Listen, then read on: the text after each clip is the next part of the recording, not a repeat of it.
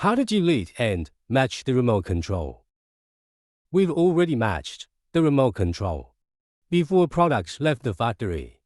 Now, let's delete the remote control. Continuously press and hold the interface on the side of the controller until the light blinks. Blinking means that the deletion is successful. The remote control does not have any action. Now let's match the remote control. Keep pressing for about 8 seconds. The controller will blink. Press any key on the remote control to pair.